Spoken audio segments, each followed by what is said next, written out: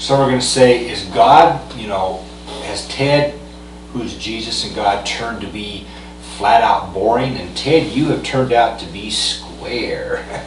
And you used to, some say, used to seem to be pretty cool and a little more round. Now you turned out to be square. And you turned out to be boring. You're talking like, the oldest grandpa or dad we've ever had, or seen. And you're definitely talking like some really old, ancient, the father, like some really serious grandpa. That's what some are gonna accuse. And do you think that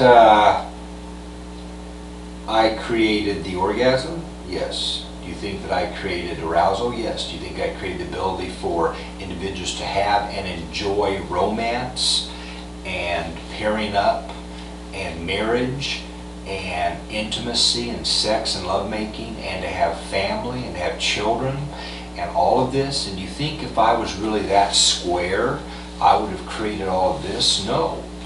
Therefore, I really don't feel like I am that square, but I have a serious problem right now on world Earth, mostly with them that are altering the genetics of anything that I have created. Because it's not about me saying, even though I am saying this, I am God and I'm the creator and I'm the only one with the authority to alter any of the genetics of anything I've created. Therefore, you're deriving off of this, and I have not authorized you on world Earth to do this. I'm also saying you're making mistakes. You're making many mistakes. How can I, when I am at my best at over 100,000 IQ, over 1 trillion spiritual channels in my spiritual brain and body, doing creation, how can you at over 100 to 200, maybe even up to almost 300 IQ, a human, do what the Creator did? How can you even come close to improving on what the Creator did really? You're not. You're actually making enormous mistakes. You're actually making huge blunders. You're actually digressing creation and genetics instead of improving. Even though you think you're improving,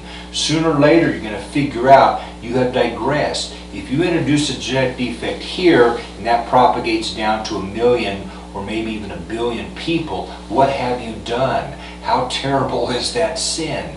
That's enormously terrible. That goes on, could go on thousands of years into the future or permanently on world Earth. You introduce one genetic defect here, it can propagate to billions of people and go far into the future on world Earth. Therefore, you're committing terrible crimes, you that are altering the genetics of anything on world Earth.